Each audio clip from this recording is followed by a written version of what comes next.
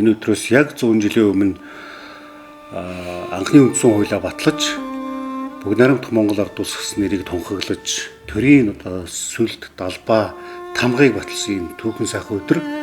За энэ өдөр охинтойгоо дурсан бүтээж энэ бичлэгийг бол хийж байна. За ингээд эх орон тусгаар тогтнолын тухай Монголын олон сайхан яруу найрагчд шүлэг яруу найргаа бол бичсэн байдаг. За дэндвийн төрөд оржийн тусгаар тогтнол шүлгийн хэсгээс уншиж үзүүлээч.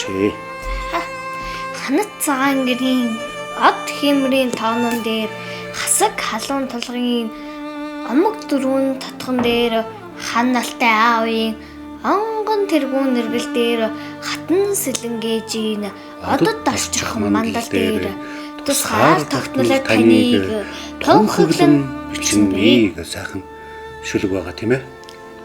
За мөн Эрдэнэ очрын нар зүвийн эх орон гэд сайхан шүлэг байдаг. Ургаж буй наран дотроос нь ангирын цуваа зэллэж урсаж буй усанд нь эрдний сар нэрхэлсэн униарт тал хөндөй өмг төгөлдөр уулас үүдэн говийн их нутаг утга учрын хорвоод намааг тосож авсан эх орн нар зүвийн эх орн миний Монголоо гэд. За мөн Пүнцгийн Бадарчийн эх орны дуулал гэж сайхан шүлэг байдаг.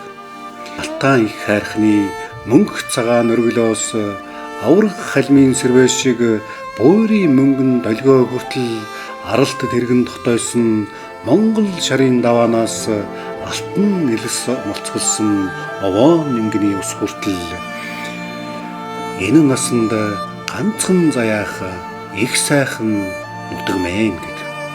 За миний охины нээжийн бичсэн эх орноо бас сайхан шүлэг байгаа те. Монголын зохиолчдын үеийн гишүүн яруу найрагч Ариун Эрдэнэ шүлгийн хэсгээс уншиж үзүүлье. Эх орн. Эх орн гэдэг төрж өссөн нутаг ус, эх орн гэдэг төрүүлж өссөн эцэг эх, эх орн гэдэг мөр зэрэгцсэн нанд нөхөд, эх орн гэдэг мөнгөөр өмшгүй хөв заяа гэдэг. За мөн Дэ Уранхайн эх орны тухай бодлоо гэдээ бас сайхан шүлэг байдаг. Нэраахан нүрсэн өлгийн дөө сүнэж нялххан нунган талаан сэрэн янцхахад яргуйн нороо хөрс цоолн цухихтж яруу наригчийн зүрхэнд зүүн харавсаар цагт гэрэлт их наран та хоёр бие биендээ баярлан гэрийн цэнгэр утаад гал ассаар л байна эх орн мэн гэд.